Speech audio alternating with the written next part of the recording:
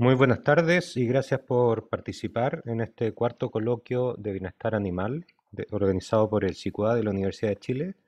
Vamos a esperar un par de minutos que se conecten más asistentes para comenzar. Yo creo que daremos unos 2 o 3 minutos.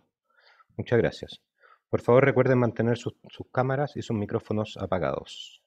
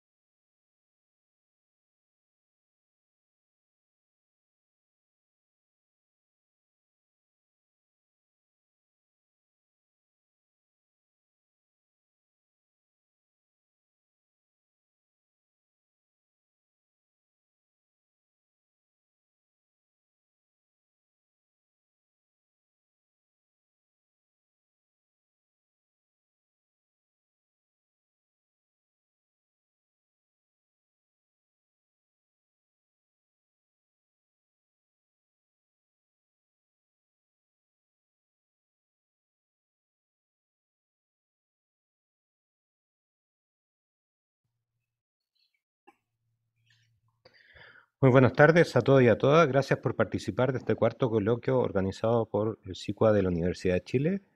Les recuerdo que deben mantener sus micrófonos y cámaras apagadas durante todo el evento y cualquier consulta que tengan la pueden hacer a través del chat. Esperaremos un minuto más para comenzar mientras sigue ingresando gente a la sala. Muchas gracias.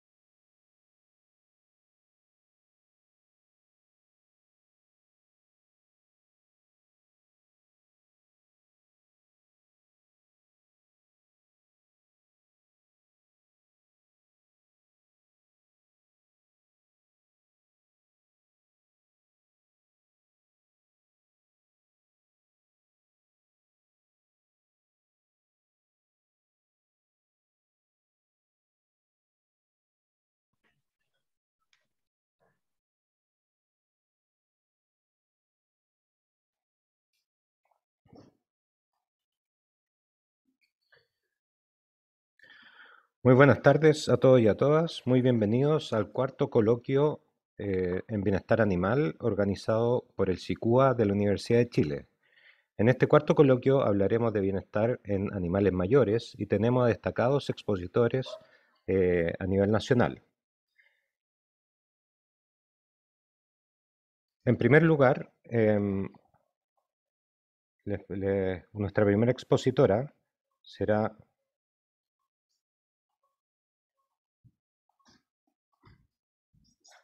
perdón que se me borró el...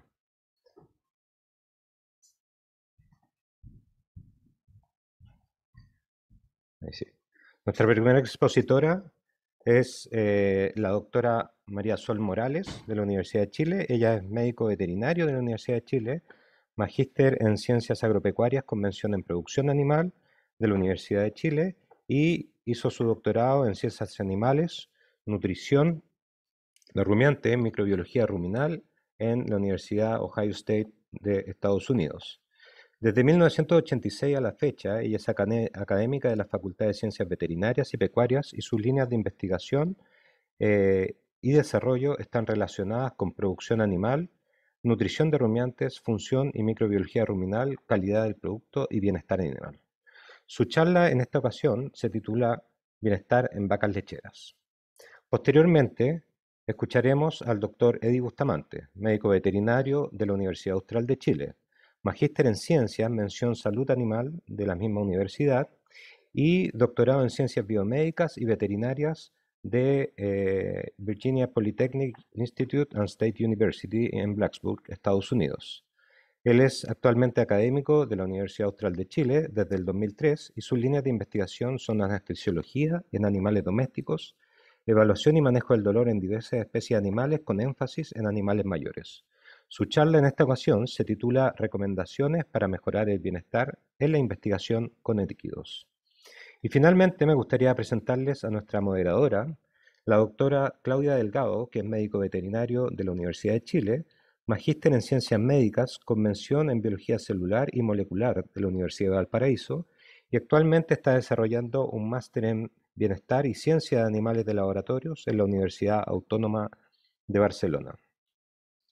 Les recuerdo que sus cámaras y sus micrófonos deben estar siempre apagados y si tienen cualquier consulta, comentario o duda respecto a las exposiciones o quieren participar, poner algún tema para discusión, por favor hacerlo a través del chat que estará disponible durante todo el evento. Sin más, le doy la bienvenida a nuestros expositores, el agradecimiento y los dejo con nuestra moderadora, la doctora Claudia Delgado.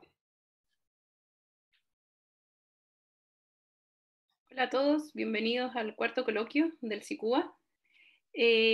Como comentó Emilio, yo voy a moderar el coloquio y al final de las presentaciones, las preguntas que ustedes hagan a través del chat, se las comentaré a los expositores para que entablemos la conversación y una discusión referente al tema tratado.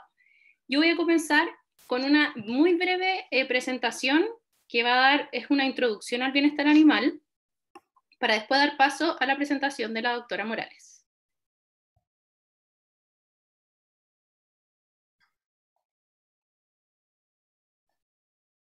Bueno, este es nuestro cuarto coloquio, que está orientado en bienestar de animales mayores. Como comentó Emilio, nosotros como SICUA estamos organizando un ciclo de coloquios y nuestra idea es en cada uno de ellos enfocarnos en diferentes temas que sean de interés para estudiantes, investigadores y personas interesadas en este tema de bienestar animal.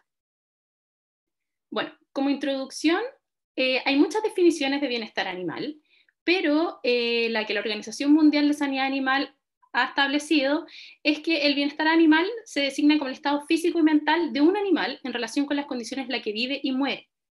Además señala que un animal se va a encontrar en un estado satisfactorio de bienestar cuando no solo esté sano, sino además esté confortable, que va a ser dado por su ambiente, está bien alimentado y un elemento que, si bien desde hace mucho tiempo se comenta, pero ahora ha tomado más interés, es que debe expresar su comportamiento innato.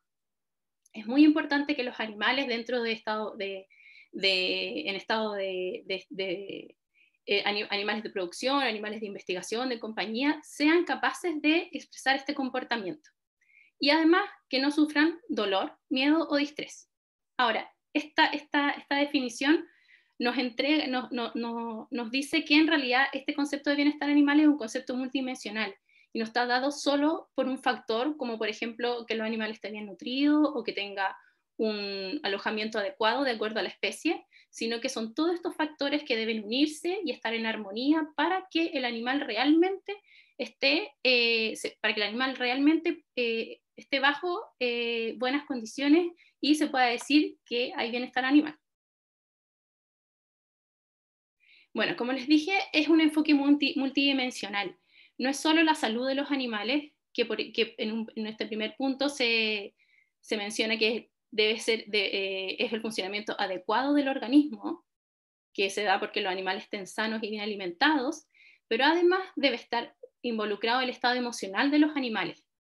Debe haber ausencia de emociones negativas y estas emociones negativas a veces suelen confundirse pueden ser en un principio emociones o comportamientos naturales de la especie. Por ejemplo, los animales muestran agresividad, pero si esta agresividad se mantiene en el tiempo, quiere decir que hay algún factor del ambiente, del estado de si el animal está alojado en un grupo, del manejo de las personas, que puede estar provocando que esta conducta, que es normal en un principio, se vuelva no patológica, pero se vuelva normal y produzca que el animal no esté en un buen estado de bienestar animal.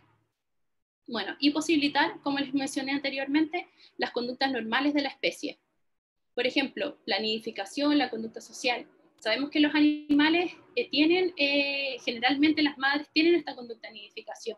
Las cerdas es súper importante dar el espacio adecuado para que sí desarrollen esta conducta. La conducta social, los animales generalmente les gusta estar en grupo, si se mantienen aislados se pueden estresar y eso lleva a un círculo vicioso que es finalmente un animal estresado, puede llevar a estar inmunocomprometido, estar más predispuesto a sufrir enfermedades y por lo tanto en sistemas de producción puede no producir lo que nosotros esperamos o ya en animales que trabajan en investigación producir resultados que no son los esperados y que no van a ser válidos y reproducibles, es lo que siempre se menciona. Perdón, me devolví.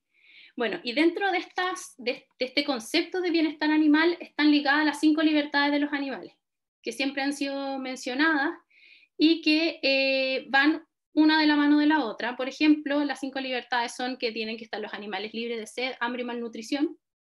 Es importante no solo que los animales tengan acceso a agua y comida, sino que esta comida le entregue sea la adecuada de acuerdo a la especie, de acuerdo al estado productivo, además libre de incomodidad, que tenga un buen refugio no solo de las inclemencias del tiempo, que tenga un lugar para descansar. Este descanso también es una conducta que los animales espera que presenten y que no tenga el espacio necesario y adecuado para expresar esta conducta, definitivamente va a afectar en el bienestar de ese animal. La otra libertad es libre de dolor, lesiones y enfermedad.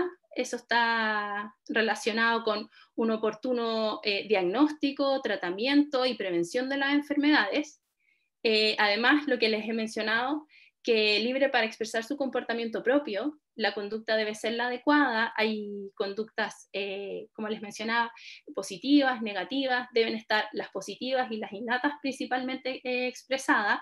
Ahora, no todas las conductas son las que, no es necesario que la especie exprese todas las conductas, quizás algunas que son las más importantes sería suficiente para respetar esta libertad. Y libre de temor y angustia. Experiencias mentales positivas y no negativas, por ejemplo, esto está siempre dado por ejemplo, mal manejo, no se refiere a maltrato animal, pero quizás personas que no están suficientemente capacitadas, que están comenzando a trabajar con cierta especie, no tienen las mejores herramientas para acercarse a los animales, quizás les tienen miedo. Eso es fundamental capacitar a las personas que vayan a trabajar con animales porque la relación humano-animal es muy importante y esta debe sí o sí ser la adecuada e impedir que los animales sientan temor y angustia cuando ven, por ejemplo, a una persona que lo ven como una agresión para ellos. Ahora, estos principios de las 5 libertades se dice que son un poco genéricos y hay superposición, por ejemplo, libre de temor y angustia, lo del comportamiento. Por esto, aquí me fui como por otro lado, pero bueno, en resumen de lo anterior, es muy importante, como les comentaba, que las condiciones de los animales permitan un bienestar de los animales y no que estén bajo condiciones de malestar, porque esto va a llevar sí o sí a una mayor predisposición de enfermedades. Si este bienestar es aún más precario, por supuesto que el animal va a estar más expuesto a enfermedades, se va a ir agravando y finalmente puede llevar a la muerte. Así de importante es el bienestar. Por eso nuestro interés en abordar este tema. Y no solo en animales de producción, también en animales de experimentación, animales de compañía. Bueno, y este bienestar animal, ¿cómo podemos saber en realidad si el animal sí está en buenas condiciones o no? Hay numerosos indicadores que nos dan una señal que, por ejemplo, pueden ser indicadores sobre cómo estamos tratando al animal, sobre qué alimento le estamos dando, sobre qué refugio le estamos dando, y también indicadores propios de los animales. Por ejemplo, que evaluamos la conducta, lo que mencionaba anteriormente, su relación con sus pares, la performance productiva que tienen, y de acuerdo a eso es muy importante hacer una selección de estos indicadores. No es suficiente tener un listado de indicadores, sino que es importante determinar cuáles son los principales de acuerdo a la especie, al modelo, si es que son animales de investigación, o el propósito productivo que tienen. De acuerdo a eso, se va a hacer la selección y se establecen los protocolos. Los protocolos, específicamente en estos animales de producción, están los protocolos de Welfare Quality, que si bien si lo miramos es muy parecido a las 5 libertades, pero son 4 los principales elementos que considera, que son la alimentación, el alojamiento, la salud y el comportamiento. Ahora, ¿por qué es importante saber si en los animales, evaluar este bienestar? No solo por un tema productivo, que es el tema que nos convoca hoy, sino también por aspectos políticos. Hay leyes que regulan el cuidado de los animales, específicamente la ley 20.380 sobre protección de animales. En el artículo 3, esta ley establece que, si bien son bien generales, pero establece que sí los animales, de acuerdo a la especie, deben los dueños brindar el alimento adecuado, el alojamiento adecuado. Otro punto importante, sobre todo en este ámbito productivo, es el aspecto económico. Es bien sabido que un animal que no esté con un nivel de bienestar adecuado va a ser un animal que tenga más predisposición a enfermedades, su performance productivo va a ser menor y por lo tanto la ganancia económica también va a ser menor. Por otro lado, un aspecto ético, que sabemos que los animales son seres sintientes, por algo medimos su comportamiento, por algo evaluamos también sus conductas, y por lo tanto es una obligación moral nuestra hacia ellos. Y por último, el aspecto social. Sobre todo ahora la sociedad ha tomado un rol muy importante y se ha preocupado en ver cómo se está produciendo el alimento que ellos comen. Bueno, en el tema de investigación, los animalistas tienen un poder súper fuerte, ellos están siempre presentes, muy atentos a lo que se hace con los animales, y esto ha llevado a que la población se quiera informar, y nuestro deber es, por un lado, entregar la información correcta, y por otro lado, ir mejorando todos estos parámetros de cría, manejo, uso de los animales. Bueno, esa es la introducción. Ahora los dejo con la doctora Morales. Les recuerdo, por favor, que las preguntas son a través del chat y una vez terminado, yo se las haré a los expositores. Ok, gracias Claudia. Voy a compartir pantalla para activar mi presentación. Bueno, Claudia me hizo un favor. Avanzó de alguna manera algunos elementos que yo tenía considerados en la presentación, lo que hace que sea un poco más, entonces, más ameno, un poco más rápido, ¿ya? Ahí está. Entonces, bien, hoy día en la tarde yo voy a abordar lo que corresponde a bienestar en vacas lecheras dentro de lo que ha sido mi rol como médico veterinario, como académica de la Facultad de Ciencias Veterinarias y Pecuarias de la Universidad de Chile, en el Departamento de Fomento de la Producción Animal, donde yo me desempeño, y viéndolo un poco desde el punto de vista de la producción, ¿ya? Bueno, retomando de alguna forma algunos conceptos que acabamos de escuchar, el bienestar animal está claramente definido, hay una serie de pensadores, de filósofos, corrientes de pensamiento que de alguna manera han desembocado una definición de lo que es el bienestar, y que se basa en tres aspectos, en 3 puntos de vista fundamentales, que son reconocidos por diversos científicos, por diversos pensadores. Ellos son el estado físico, es decir, la condición física de funcionamiento biológico de un animal y que se relaciona con su salud, con su crecimiento, con su productividad. El estado mental, que tiene que ver con el estado emocional, con la capacidad de sentir dolor, sufrimiento y algunas otras sentimientos y emociones. Y el último elemento que corresponde a la naturalidad, al telos, es decir, al fin determinado que tiene una especie sobre esta faz de la Tierra y que por lo tanto se relaciona con que el animal tiene que tener la posibilidad de expresar su comportamiento lo más natural y tener una vida desde el punto de vista de su comportamiento, de su funcionamiento, lo más natural posible. Es así que la OIE, la Oficina Internacional de Episodios, que se encarga del tema de la salud de los animales y que ha tomado a su alero, por así decirlo, los aspectos de bienestar animal, también coincide e indica que es un término amplio que describe la manera en que los animales, que los individuos se enfrentan con el medio ambiente y que por supuesto incluye su sanidad, sus percepciones, su estado anímico y algunos otros efectos positivos o negativos que influyen sobre los mecanismos físicos del animal, coincidiendo entonces con los tres elementos, los tres puntos de vista que acabo de mencionar anteriormente. Y mi punto de vista es algo que, que siempre he planteado, que sencillamente sin bienestar animal no hay producción animal y si no hay producción, no hay ingreso para los productores, porque tenemos que recordar que en el contexto de la producción animal es una forma de vida, es una actividad económica.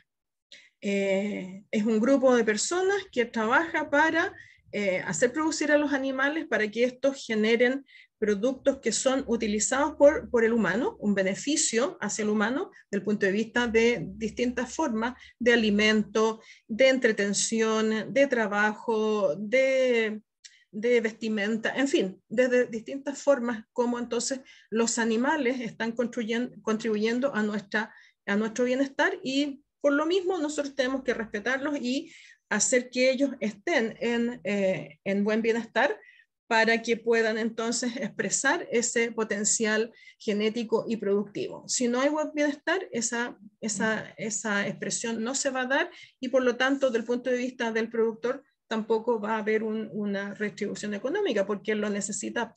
Él y las personas que trabajan en una unidad productiva necesitan el sueldo, esos ingresos para poder vivir.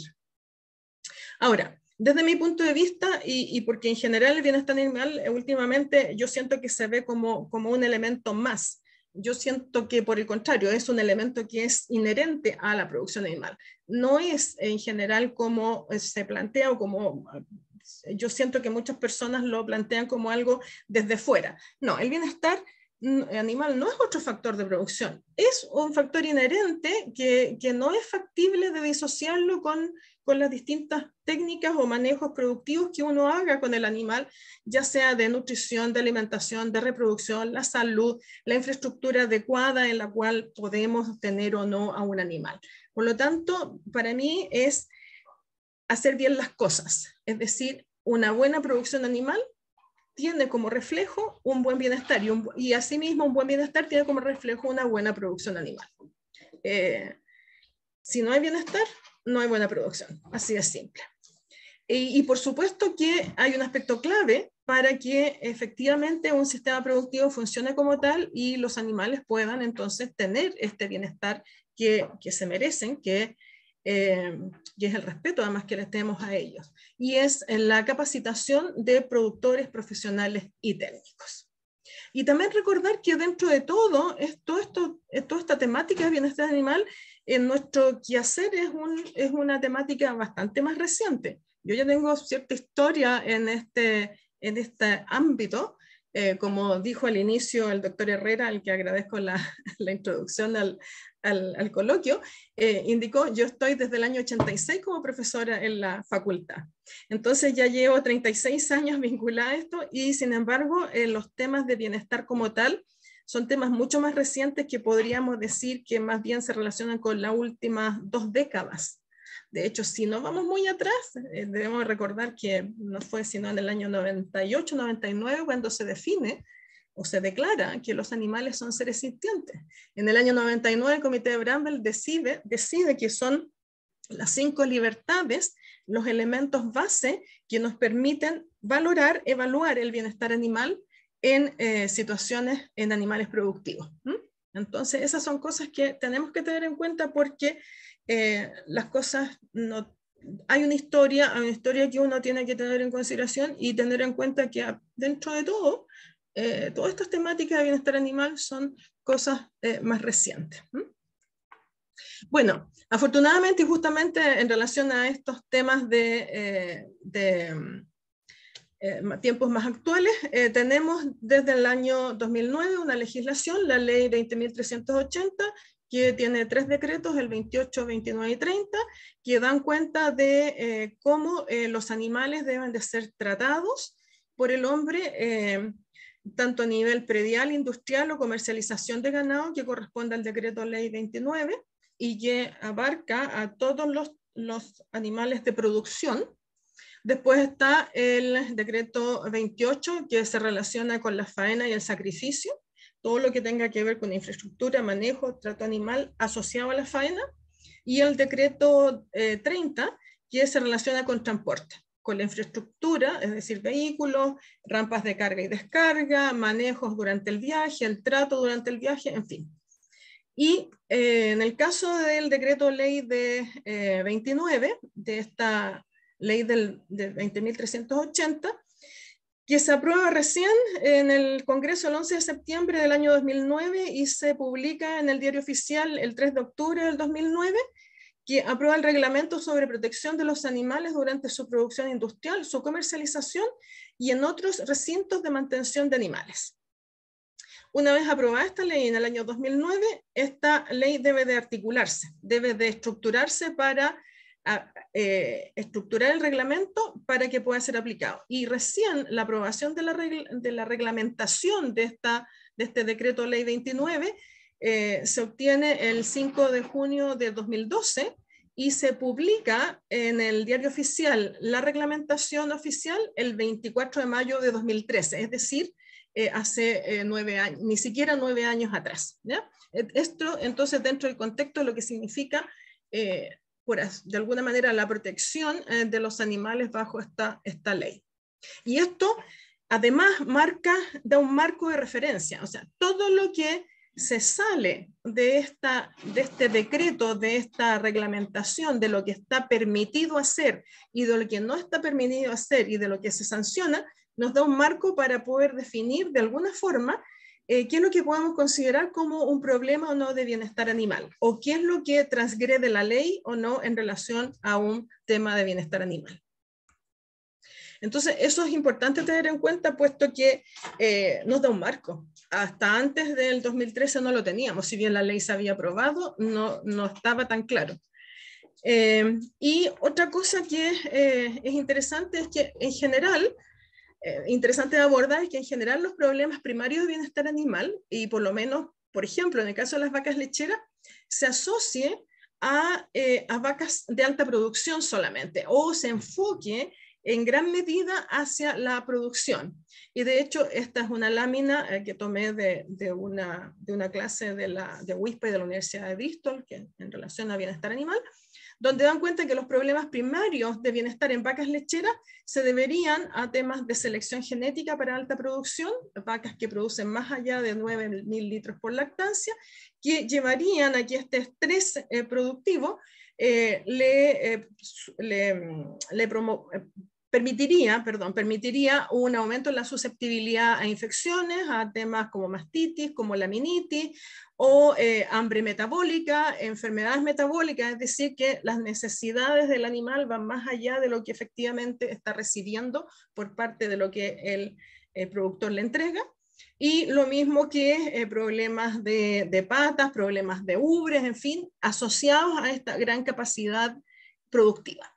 Eso es cierto, pero no es el único tema en el ámbito de las vacas lecheras. Hay que recordar, y de alguna forma también Claudia lo presentaba recién en la introducción, hay todo un tema de intensificación o extensividad de cómo uno trabaje con los animales, y por lo tanto, En bienestar animal, causas de pobre bienestar van a existir tanto en animales de altísima producción como también de baja producción o de muy baja producción.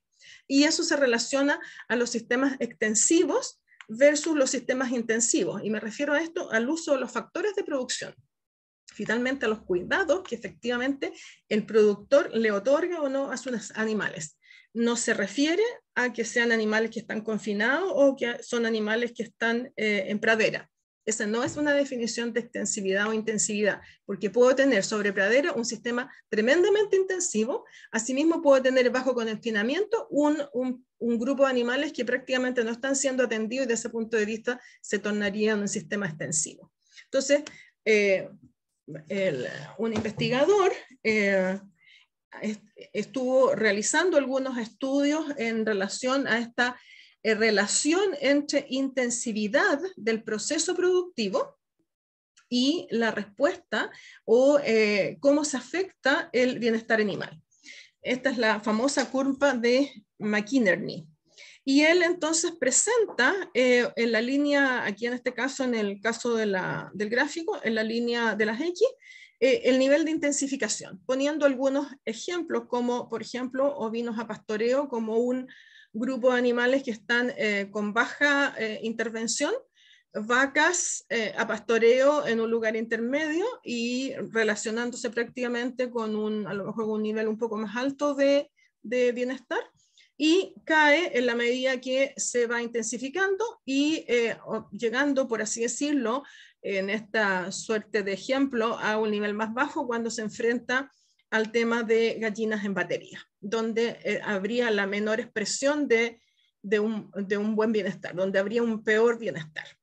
Entonces, aquí podemos ver que los temas de bienestar no solamente afectan a los animales de grandes niveles productivos o a los que tienen eventualmente un estrés productivo por exceso de producción, sino que también afecta a aquellos animales que están en sistemas pastoriles y que muchas veces tienen poco cuidado, están expuestos a condiciones ambientales, están expuestos, por ejemplo, a depredadores o a fallas de manejo o poco manejo por parte del productor, en el sentido que eventualmente tampoco hay vacunación, hay poco cuidado, los animales tienen que proveerse su comida por ellos mismos, en fin, pastoreando, buscando, utilizando agua que viene de riachuelos, en fin, en circunstancias que cuando nos vamos al otro extremo en intensificación, claro, el hombre es el que se hace responsable, entrega todo, pero vulnera algunos elementos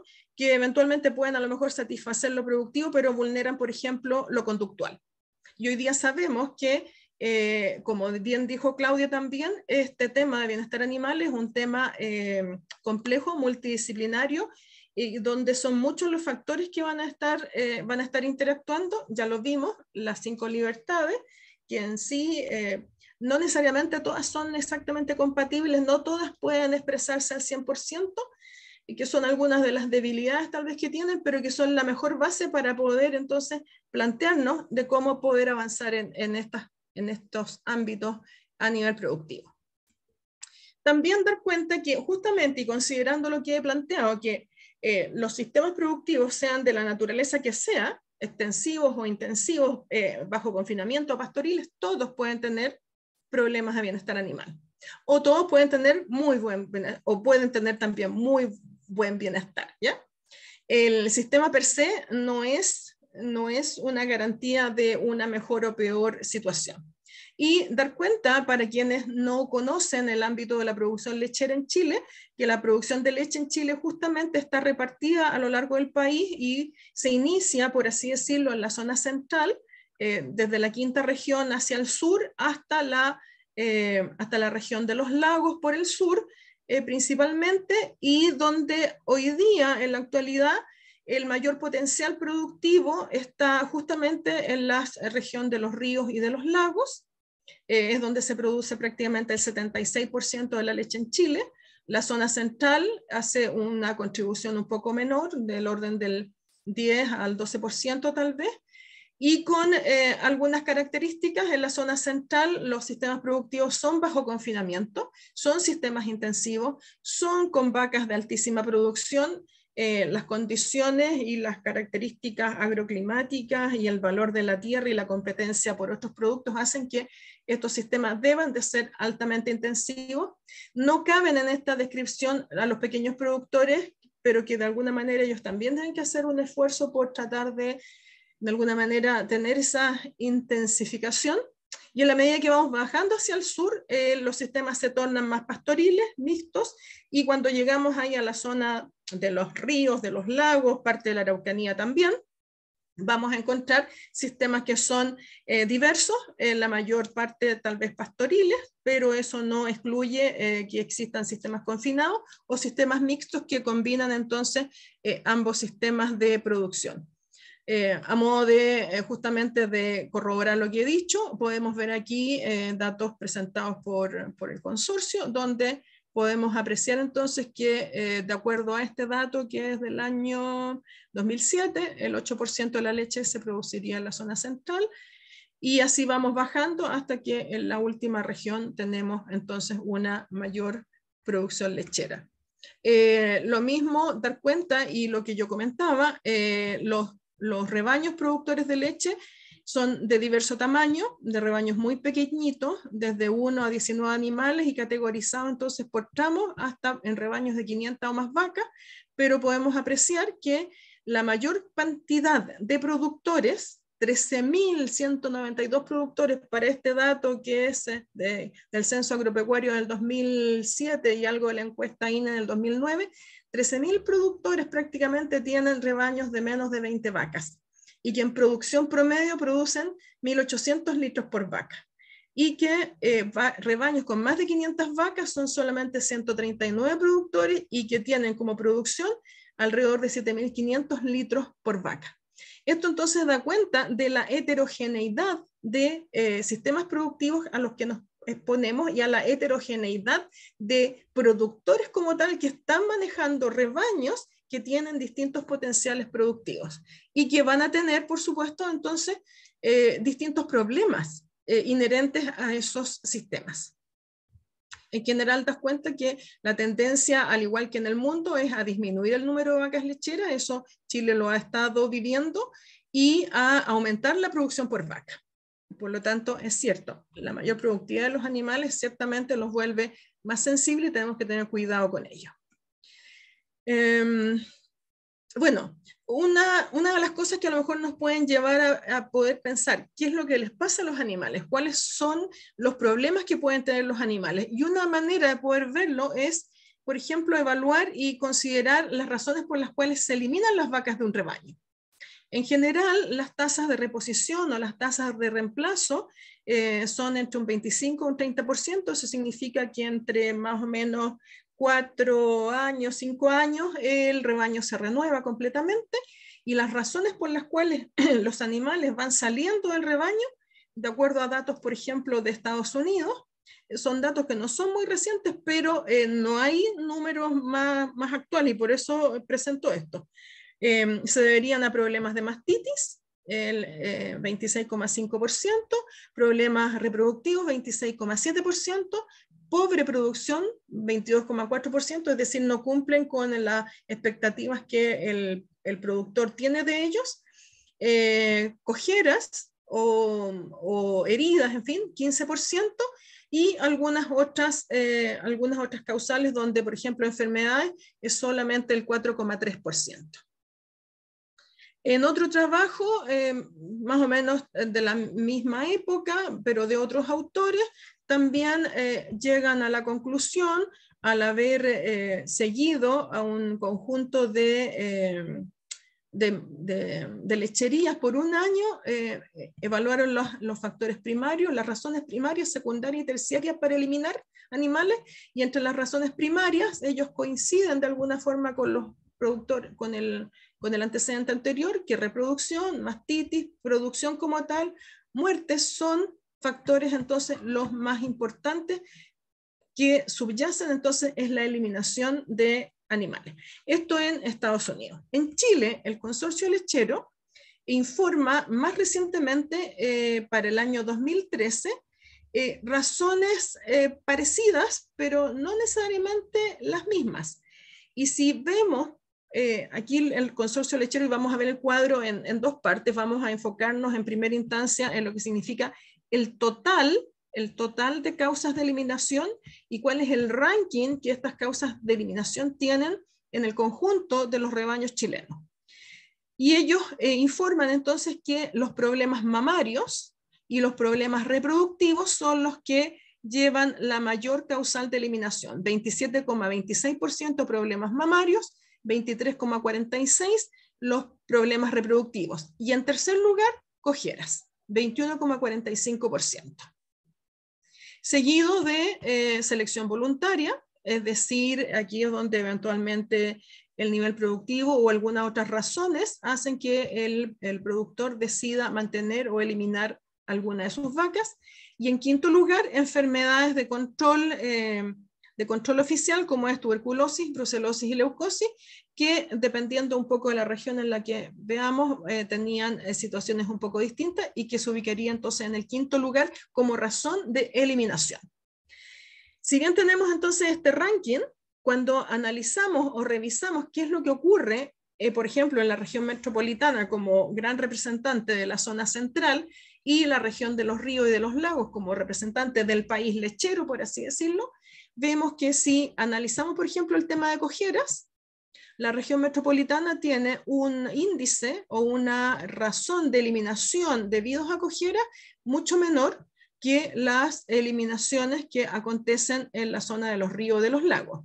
Y aún más, si tomamos Valparaíso o Higgins, Biobío, que en general representan sistemas en confinamiento, estaríamos viendo que las cojeras son un elemento no tan importante como sí lo es en el caso de las regiones de los ríos y de los lagos, donde la mayor proporción de los sistemas productivos son pastoriles y donde las vacas tienen que caminar mucho y están expuestas a veces a malos caminos, y si eso se mezcla o se combina con problemas de alimentación, en fin, vamos a tener entonces una diferencia entonces en lo que es la incidencia de cojeras.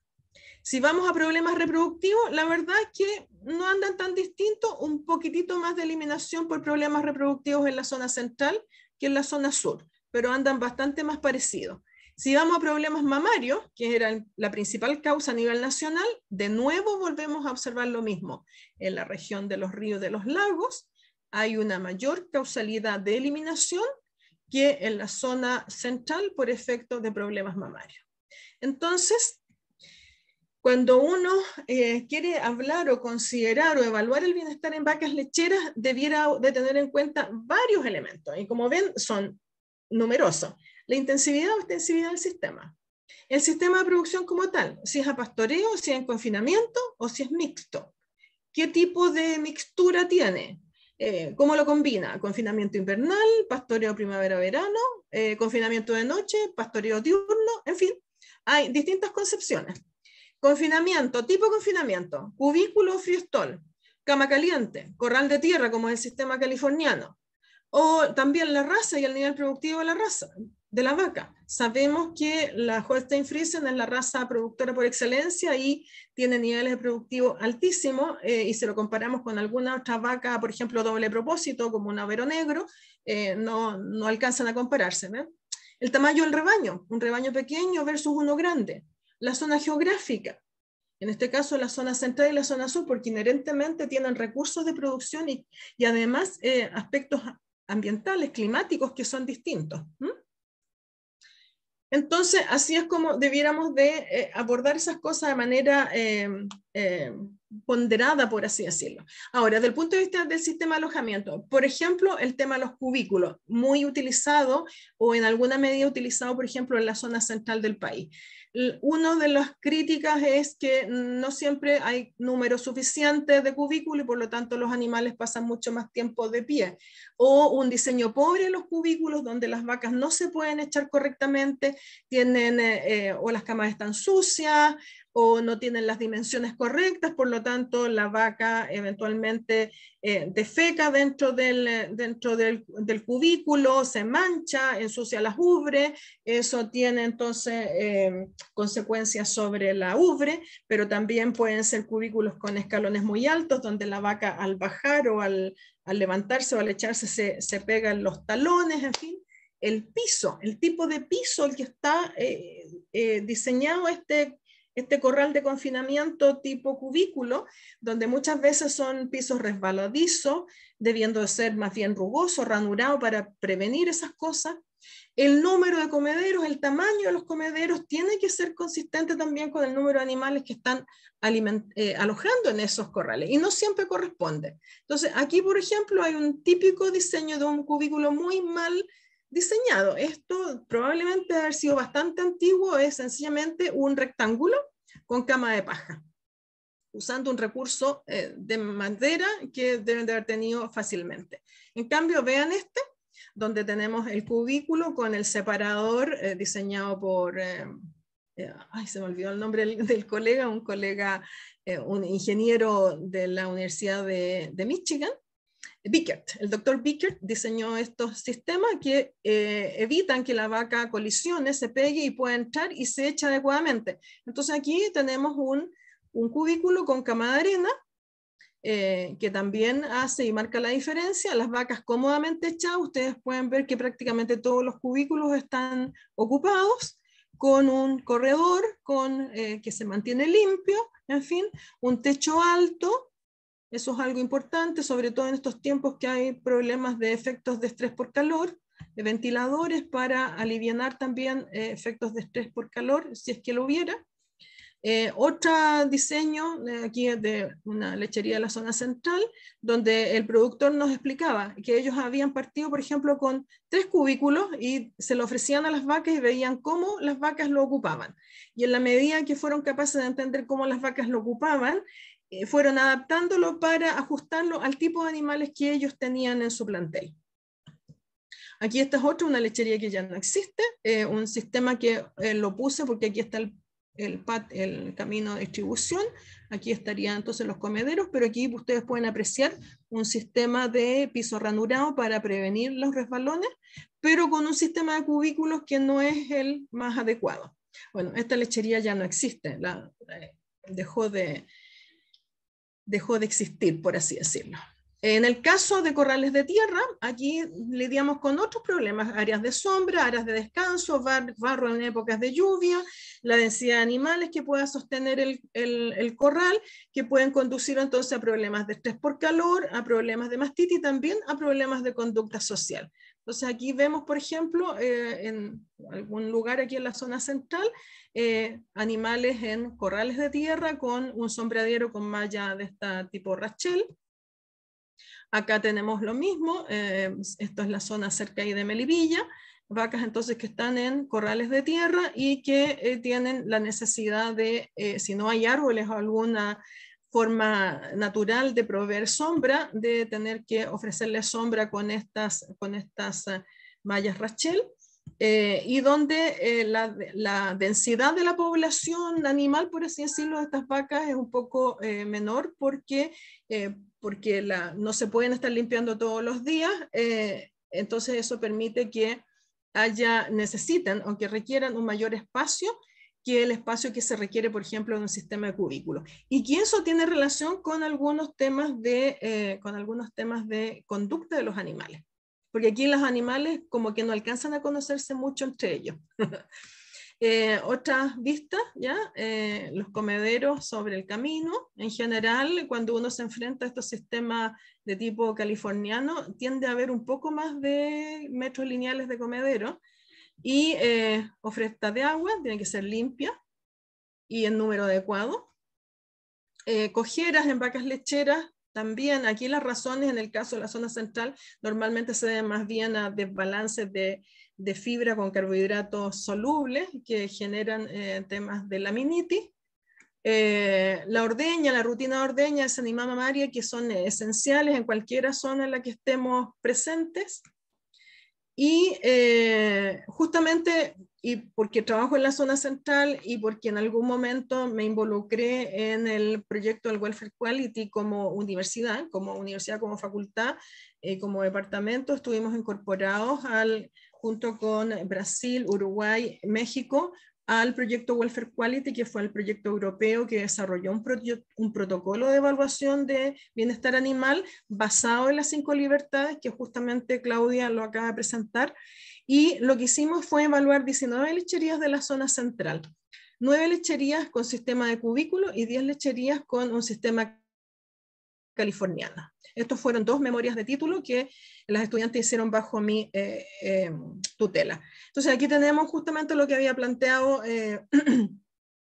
Claudia, los principios de bienestar que se asocian a las 5 libertades y los criterios de bienestar que miden o tratan de evaluar la buena alimentación, por ejemplo, con ausencia prolongada de hambre, ausencia prolongada de sed, buen alojamiento con el confort en la zona de descanso, con facilidad de movimiento, la buena salud con ausencia de lesiones, ausencia de enfermedades, ausencia de dolor inducida por procedimiento, el comportamiento adecuado a través de la expresión de comportamiento social, expresión de otros comportamientos, buena relación humano-animal, estado emocional positivo, todas y cada una de ellas con observaciones medidas en los animales sin intervenir el animal, pero sí observando el animal, y también que serían observaciones directas y con evaluaciones indirectas a través de hojas de manejo, registros, en fin, mediciones, por ejemplo, de número de comederos, de distancia a los comederos, calidad de los comederos, lo mismo que en los bebederos, en fin. Con todo eso, entonces, es factible poder entonces evaluarlas, y una vez que estos parámetros han sido evaluados, se va a la página del Welfare Quality, uno ingresa los valores de cada plantel para, por ejemplo, número de vacas lactantes, el porcentaje de vacas limpias, el número de bebederos, en fin, y así todas las distintas cosas que se evalúan.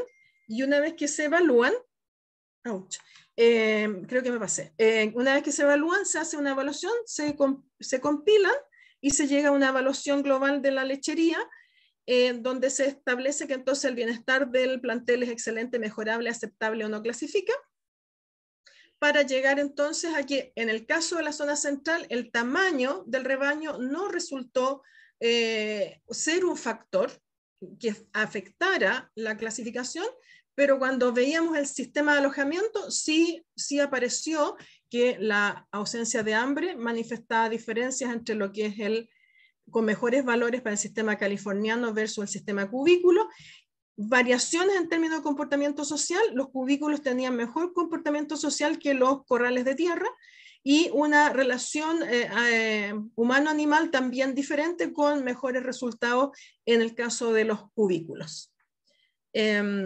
Aquí vemos entonces, si tomamos las lecherías, que están definidas como el número que se les asignó, y CC cubículos, californiano, FS Friestol, vemos que para ausencia de hambre, de sed, confort, facilidad de movimiento, ausencia de lesiones, ausencia de enfermedad en general, todo como que camina un poco mejor, con algunos puntos rojos que no alcanzaban un nivel satisfactorio de todo, pero cuando nos involucramos hacia lo que es ausencia de dolor, conductas sociales, otras conductas, relación humano-animal, aparecen cosas que dejan que pensar, son cosas que ciertamente hay que mejorar y que posiblemente a estas alturas puedan estar de mejor forma. Este trabajo se hizo hace prácticamente 10 años atrás, 10 años atrás, 11 años atrás, entonces pero no hay otra evaluación en la zona central. Es la única evaluación que se ha hecho alguna vez en la zona central.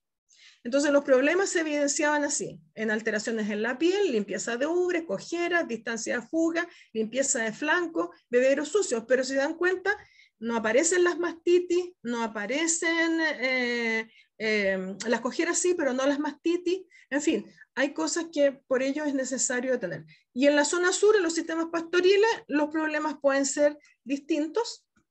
Las necesidades son distintas, también hay confinamiento, el tema de los caminos es algo relevante, las cojeras en la zona sur tienen otra naturaleza, y es aquí un trabajo realizado por Arraño, donde dan cuenta que de las lecherías que ellos evaluaron, de 22 lecherías, 17 cumplían con condición corporal, pero prácticamente 5 cumplían para poca cojera, vamos a decir, y 4 cumplían para relación humano-animal, 6 cumplían para lesiones.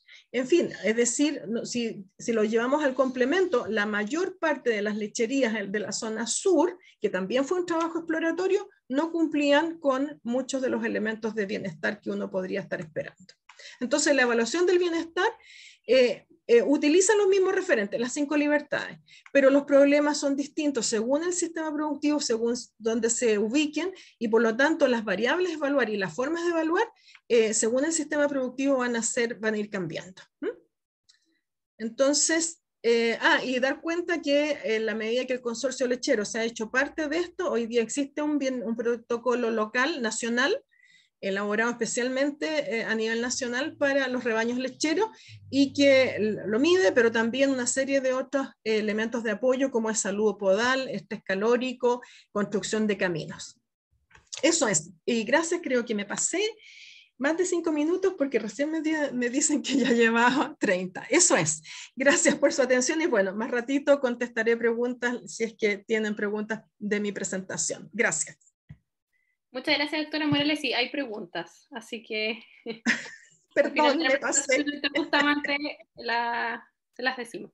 Ya, bueno, okay, ahora quería presentarles la exposición del doctor Eddie Bustamante.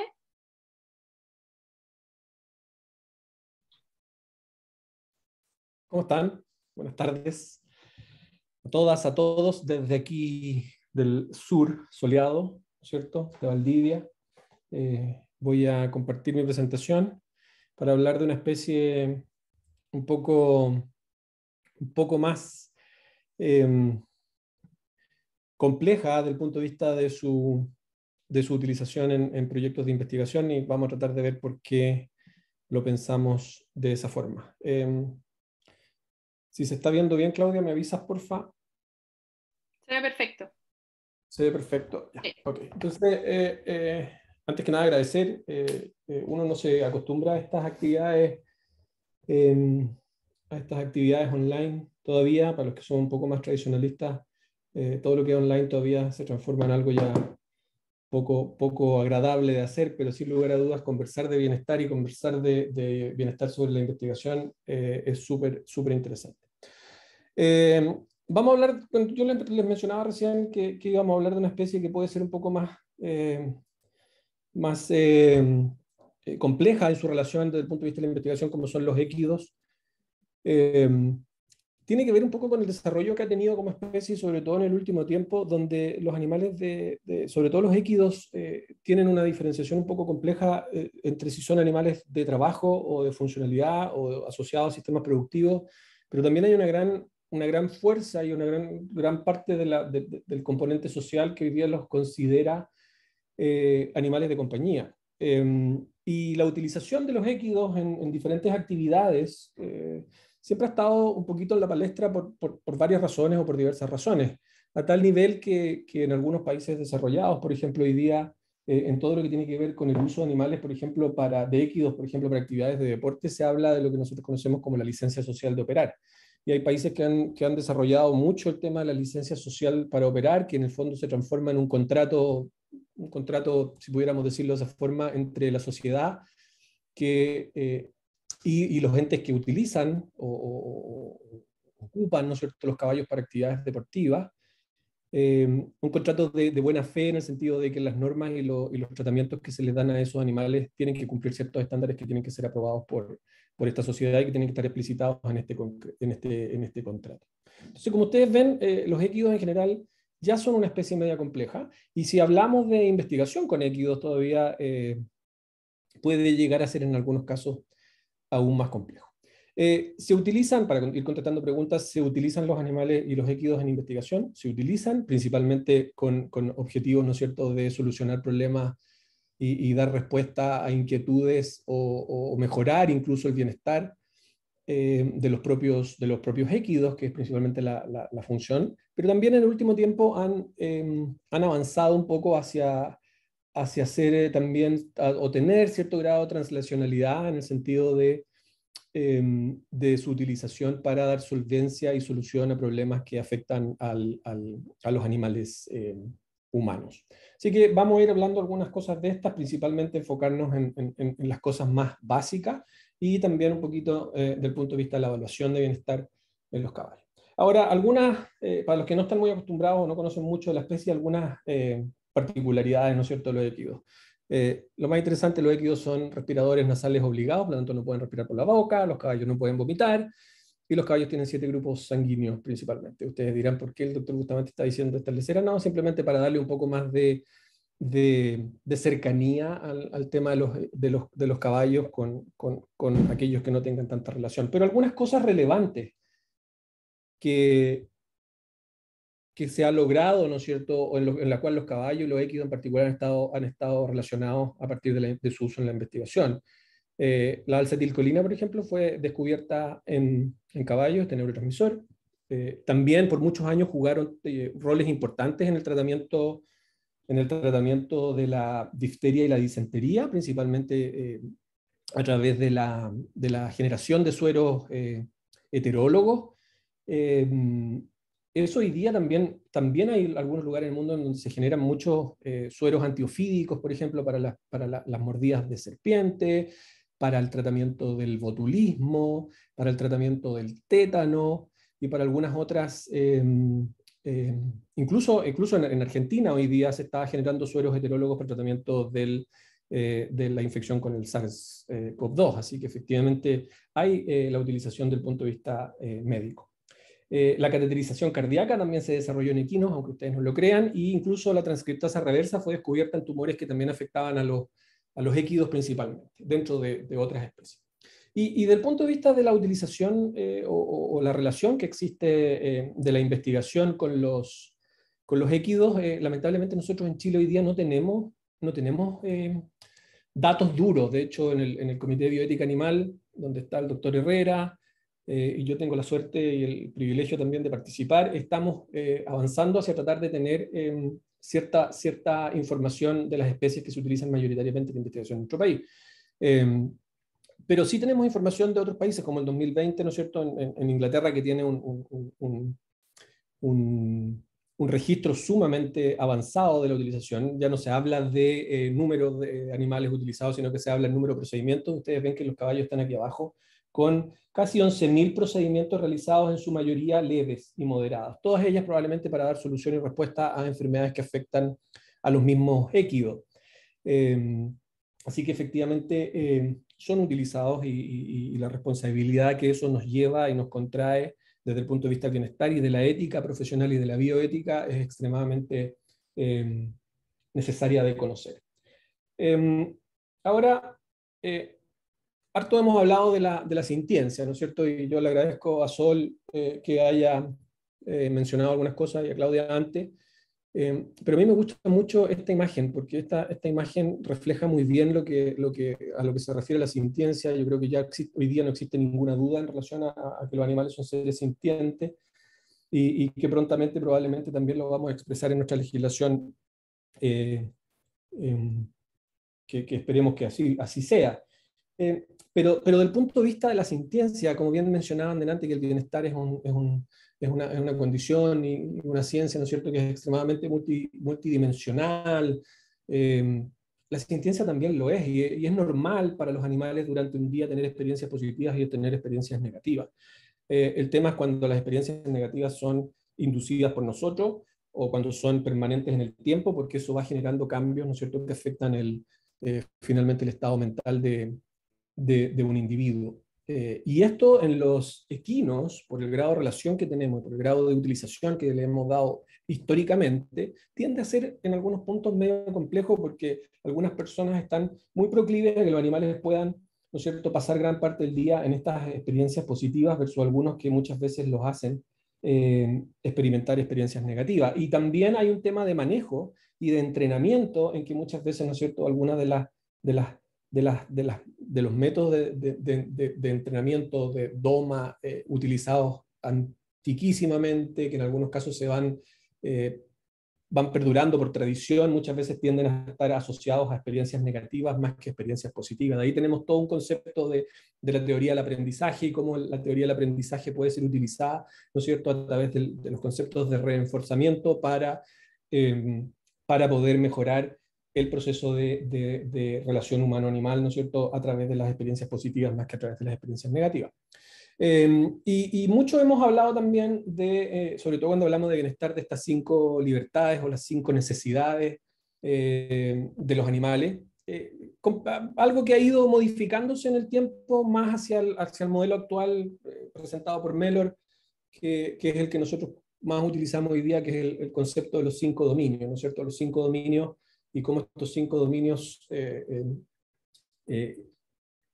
engloban a esta disciplinaridad o multitransversalidad en relación al bienestar, ¿no es cierto? Y como esos 5 dominios, siendo uno de los dominios la nutrición, la salud, el comportamiento y el ambiente, finalmente puede afectar al 5º dominio, que vendría siendo el estado mental de los animales, que probablemente es el que involucra todos estos aspectos cognitivos que muchas veces ni siquiera sabíamos antiguamente que los animales podían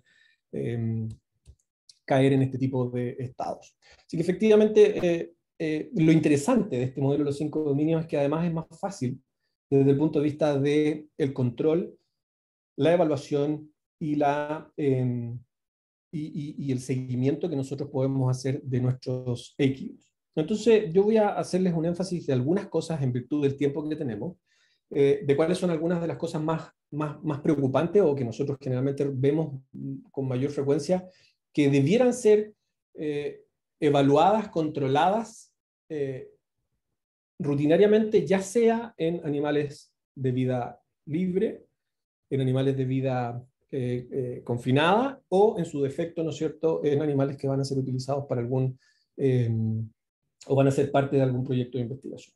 Así que efectivamente, una de las cosas más importantes, si nos vamos probablemente al tema ambiental, al tema nutricional, tiene que ver con que le demos suficiente agua y alimento y que la dieta sea balanceada y variada. Y esto tiene relevancia porque pueden haber un montón de problemas y en general los animales pasan mucho tiempo confinados.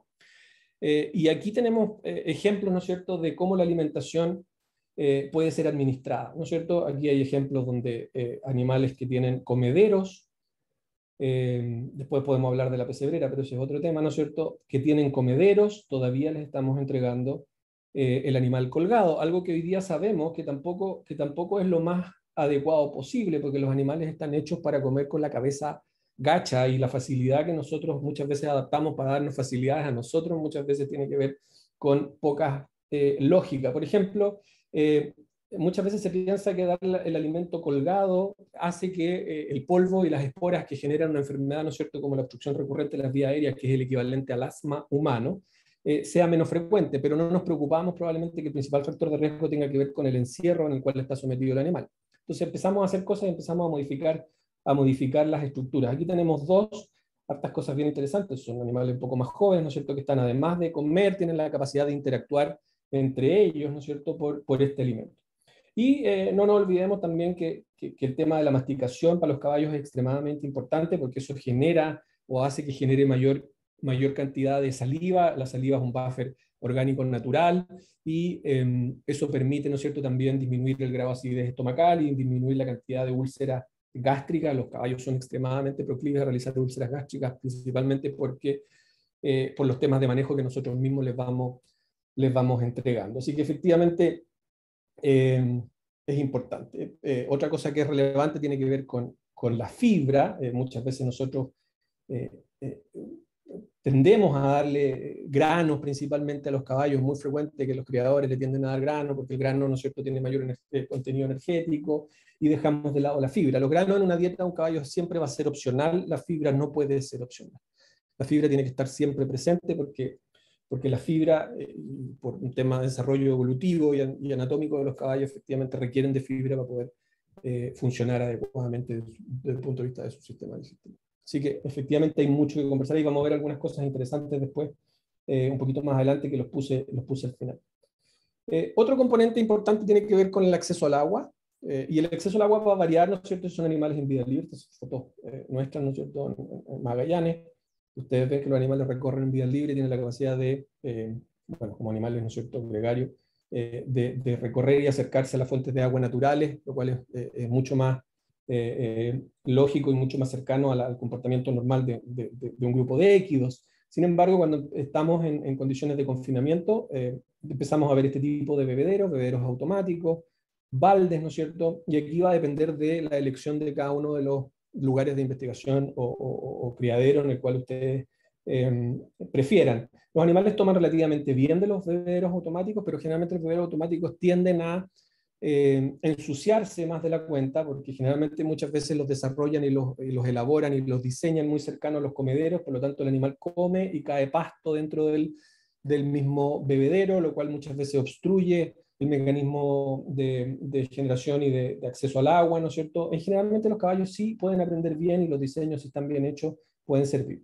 El tradicional balde, que tiene el inconveniente, ¿no es cierto?, de que lo llenando rutinariamente, y ahí tenemos otro problema, porque generalmente la gente piensa que los caballos toman agua o toman menos agua que otras especies, y generalmente lo llenan en la mañana y después lo vuelven a llenar en la tarde, y no hay un control exhaustivo desde el punto de vista de la continuidad del acceso al agua. Y en potrero, ¿no es cierto?, tenemos estos bebederos tradicionales con flotador, muy parecidos a los que vemos en los predios lecheros, donde están las vacas disponibles, ¿no es cierto?, que permiten acceso permanente al agua dependiendo de donde estén, o en algunos casos también estos mismos bebederos bajo acceso techado. También hay lugares, algunos criaderos, por ejemplo, este caballo tiro pesado, que están confinados y muchas veces los sacan a tomar agua a bebederos dispuestos, ¿no es cierto?, en la cercanía, lo cual tiene sus ventajas desde el punto de vista del ejercicio, del cambio ambiente y de un poco más de naturalidad, ¿no es cierto?, pero también depende del ser humano que vaya y busque en qué momentos sacar a los caballos a brevar. Así que efectivamente son dos conceptos, la nutrición y el agua, que son extremadamente importantes de tener en consideración. Otro tema importante que está relacionado al anterior tiene que ver con el sistema de alojamiento. Y el sistema de alojamiento o el sistema de producción, llámenlo como ustedes quieran llamarlo, en general se define de dos formas. Y generalmente se define de dos formas en relación al exterior, ¿no es cierto? Ustedes lo ven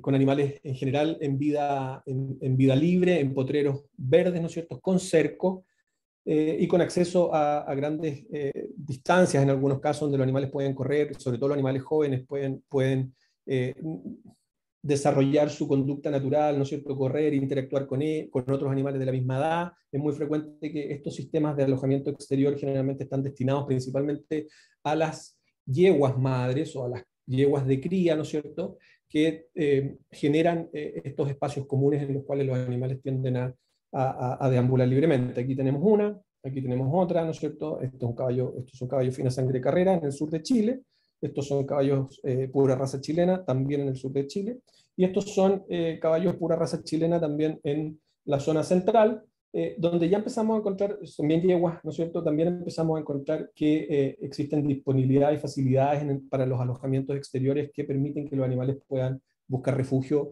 si las condiciones ambientales no son las adecuadas, ¿ya? Aquí tenemos otro, ¿no es cierto?, otro también con refugio, interesante porque los animales son capaces de resguardarse y salir a forrajear durante el día. Aquí no tenemos un pasto verde como ustedes ven en la foto de arriba, sino que tenemos lo que se denomina un potrero medio de sacrificio, donde es objetivo y obligación y mandatorio que el ser humano o el responsable de los animales sea el encargado de entregar el forraje correspondiente a los animales, ¿ya? Y ahí tenemos también otro acceso y control, ¿no es cierto?, de la temperatura, que es muy diferente a animales en vida libre en condiciones naturales. Esto también es en el sur de Chile, donde los animales del extremo austral de Chile, donde los animales tienen la capacidad de ambular. Y como ustedes ven, esta foto la ponemos porque ustedes ven que el recurso forrajero muchas veces está extremadamente bueno y disponible cuando los animales deambulan en vida libre, lo cual les da la oportunidad también de buscar, caminar, ejercitarse, interactuar con la naturaleza, cumplir y llevar a cabo su rol y su conducta natural, buscando la normalidad de un caballo que tiene que ver con la capacidad de alimentarse, ¿ya? Muy diferente a las condiciones de alojamiento cuando los animales son confinados, ¿no es cierto? Y aquí tenemos diferentes métodos de confinamiento, pero en general todos son individuales, en la gran mayoría, con excepción de animales jóvenes que algunas veces se mantienen confinados en grupo, ¿no es cierto? Pero en general los animales adultos se confinan individualmente. Ustedes ven aquí, ¿no es cierto? Dos animales confinados, con algunas ventajas, ¿no es cierto? Que tiene que ver con que los animales pueden mirar hacia el exterior, pueden interactuar entre ellos, un poco lejos, no alcanzan a interactuar, y probablemente adentro también la pesebrera es cerrada, por lo tanto hay poca interacción entre ellos, que es un componente súper importante de la naturaleza de los equidus. Aquí tenemos otro un poquito más grande, ¿no es cierto?, donde el animal puede sacar un poquito más su cuello y poder interactuar, y también tenemos pesebreras que son extremadamente cerradas, donde el animal básicamente no tiene mucha capacidad de deambular.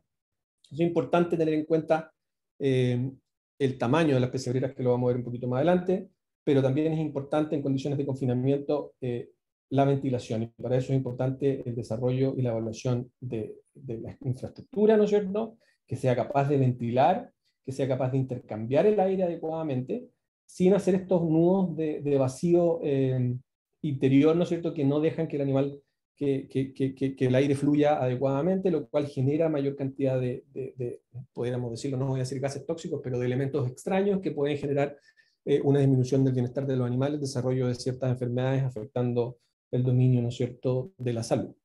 El tamaño de las pesebreras es súper relevante. Lo más importante aquí es que un animal tiene que tener la capacidad de poder echarse, pararse, girar, ¿no es cierto?, y deambular libremente en una pesebrera. Generalmente hablamos de que un animal debiera, o una pesebrera debiera tener la capacidad de un caballo echado a lo largo, ¿no es cierto?, hacia un lado, ahí, un caballo ahí, y lo mismo un caballo hacia allá. Es decir, un caballo echado hacia un lado con sus patas y el mismo caballo en la imagen espejo hacia el otro lado, también debiera ser el tamaño. Y eso va a depender efectivamente de algunas especies. Hay diferentes tablas, yo aquí les puse algunas dependiendo, ¿no es cierto?, de la alzada de los caballos, pero generalmente hablamos de que para caballos estándar, ¿no es cierto?, 1,39, 1,40 como los caballos chilenos, pura raza chilena, nosotros deberíamos hablar de 9, 10, 11 metros cuadrados deberíamos estar bien. Y caballos ya más altos, con mayor alzada, que están más relacionados a otras especies ecuestres, como el salto, el adiestramiento, efectivamente estamos hablando de mayores tamaños o mayores dimensiones, ¿ya? Aquí hay otra tabla que les permite a ustedes, ¿no es cierto?, definir un tamaño pesebrera adecuado. Algo que rutinariamente vemos es uno de los problemas súper importantes en la evaluación que se hace de los equidus, ¿no es cierto? Y las condiciones de alojamiento, bueno, aquí también hay cosas que son bien interesantes. El diseño, ¿no es cierto?, la estructura que permita, por ejemplo, que los animales puedan salir. Eso es poco visto, pero hay algunos lugares en Chile donde se ven, ¿no es cierto?, animales que pueden salir de la pesebrera, interactuar entre ellos, ¿no es cierto?, y además en algunos casos poder ejercitarse. Tienen dos ejemplos muy interesantes, ¿ya? Otra cosa relevante tiene que ver con el tipo de cama. Aquí ustedes tienen diferentes tipos de camas. Generalmente lo que más se ve en Chile tiene que ver con la cama de viruta. Pero la cama tiene que ser lo suficientemente confortable, adecuada para permitir que el animal no esté en contacto directo con el suelo, ¿no es cierto? Tiene que tener capacidad de absorción, tiene que ser limpia, no tiene que ser liberar polvo y esas cosas, ¿no es cierto? Y lo más relevante de las camas es que las camas tienen que ser cambiadas rutinariamente, no en su totalidad, pero por lo menos, ¿no es cierto?, deben ser limpiadas y sacadas lo más frecuentemente posible, evitando la presencia de contaminación y suciedad donde un animal, ¿no es cierto?, no puede echarse adecuado. Los pisos de goma son muy buenos, pero un tanto abrasivos si los ocupamos solo, por lo tanto siempre se recomienda poner una pequeña cama de viruta, y por ejemplo ustedes ven estas pesebreras, ¿no es cierto?, que tienen abundante cama de viruta, muy buena iluminación. No voy a entrar en el tema de iluminación por tema de tiempo, ¿no es cierto?, salida al exterior, los animales pueden interactuar entre ellos, ¿no es cierto?, producto de estas separaciones que no son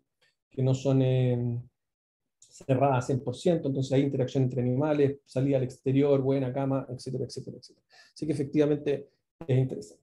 Y del punto de vista de cómo nosotros los mantenemos, también el enriquecimiento ambiental es importante, y es importante por varias cosas, y hablo de enriquecimiento ambiental porque en el fondo es un enriquecimiento ambiental que tiene que ver con cómo nosotros nos relacionamos con los animales, ¿no es cierto?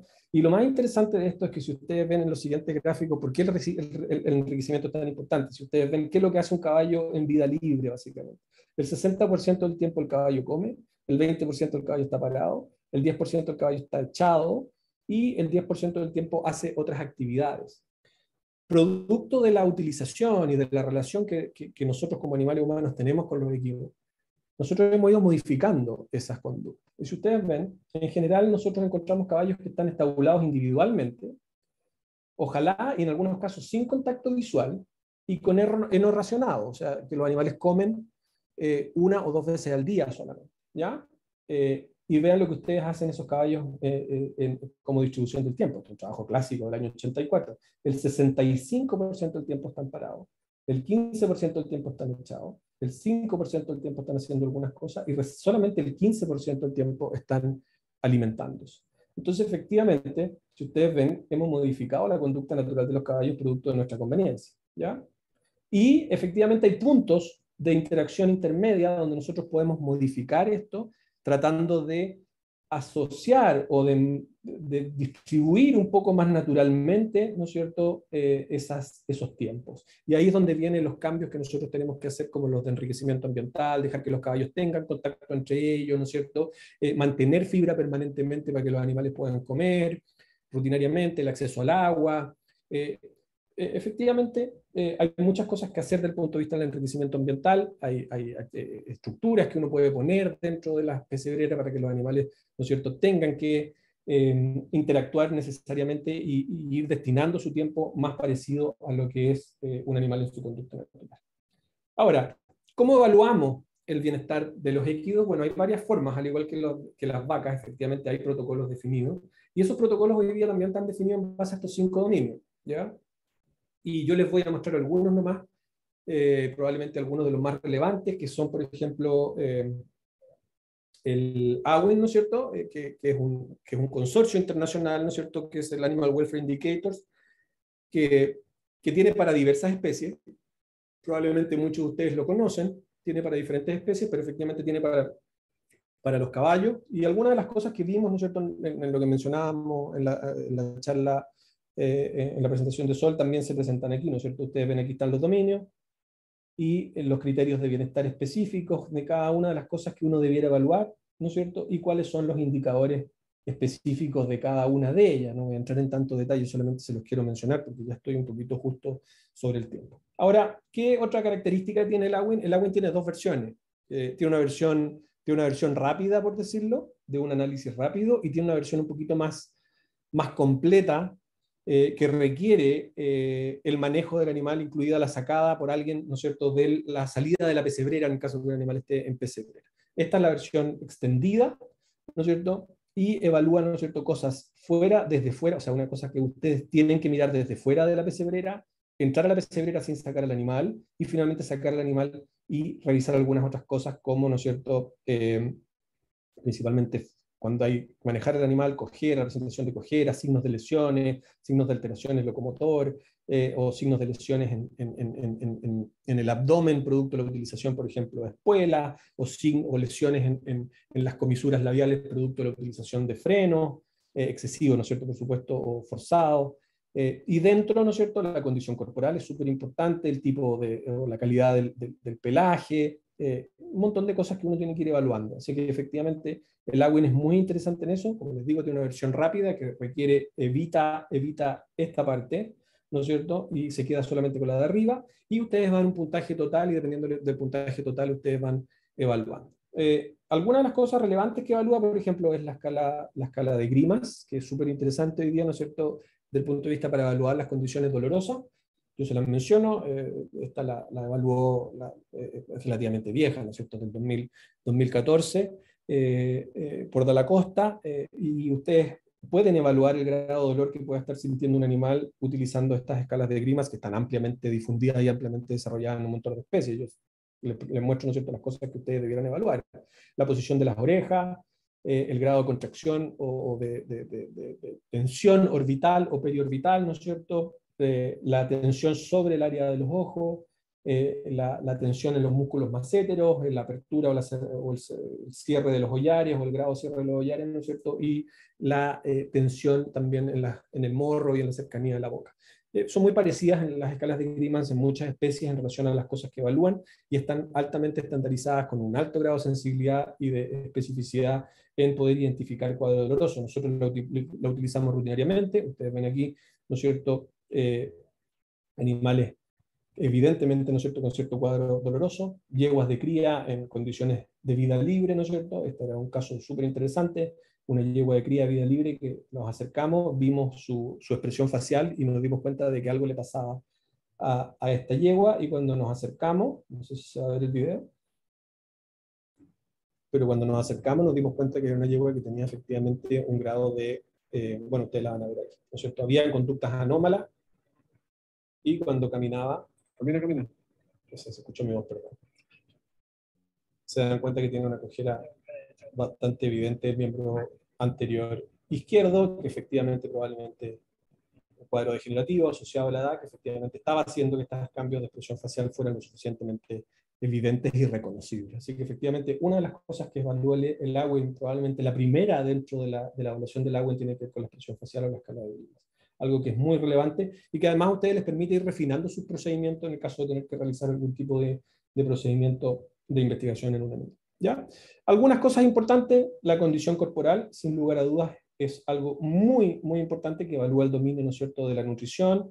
Y si bien es cierto, los equinólogos evalúan la condición corporal en la escala de Gene, que va de 1 a 9, el Awin lo simplifica un poquito en una escala utilizando la de Carroll and Huntington, ¿no es cierto?, del 88, que escala o puntúa en 5 puntos. Ustedes evalúan y dicen qué porcentaje de animales en qué condición corporal están. Eso es la condición corporal. La disponibilidad de agua y el acceso al agua principalmente tiene que ver con que hay que revisar los tipos de bebederos, si están buenos, si están funcionales o no funcionales, si están sucios, cochinos, limpios, ¿no es cierto? El tipo de cama, qué tipo de cama está, qué tiene, si es suficiente, insuficiente, abundante, ¿no es cierto?, si está sucia, si está limpia, etcétera, etcétera. Las dimensiones de la pesebrera también, en base a lo que conversamos un poquito anteriormente, el puntaje del pelaje para ver si hay lesiones. El pelaje es muy evidencial y evidencia muy bien algunas alteraciones evidentes que pueden ser o afecciones de salud que el animal puede estar cursando. Y interesantemente también el Awin evalúa la interacción social. Y la interacción social es súper importante, como hemos visto para los caballos, porque permite que se comunican y que no pasen encerrados todo el tiempo. Se evalúa desde el punto de vista de si son capaces de interactuar entre ellos en una pesebrera, o si no, o si están completamente aislados y no tienen contacto ni visual ni físico con sus pares dentro de una misma área de confinamiento.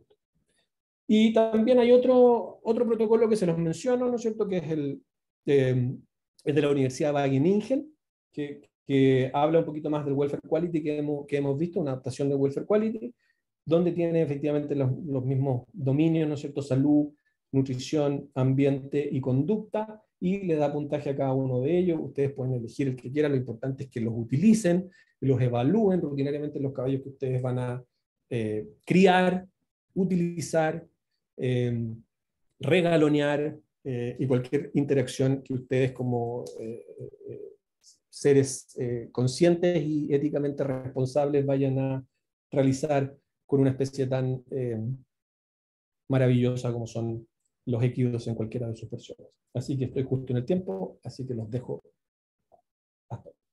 Quedo atento a sus preguntas. Muchas gracias, Héctor Bustamante. Voy a dejar de compartir. Bueno, les quiero agradecer a ambos expositores, a la doctora Morales y al doctor Bustamante, por las presentaciones de hoy, y a todos los asistentes por el interés en este coloquio. Y voy a comenzar con algunas preguntas que han hecho a través del chat. Una de ellas es, bueno, la respondieron en el chat, pero se las hago de todos modos a la doctora Morales. Preguntan en qué se refería a la eliminación de animales por necesidades de caja. Bueno, es cuando el productor está estrecho de plata, de dinero, y vende animales para poder tener contables, para tener efectivo.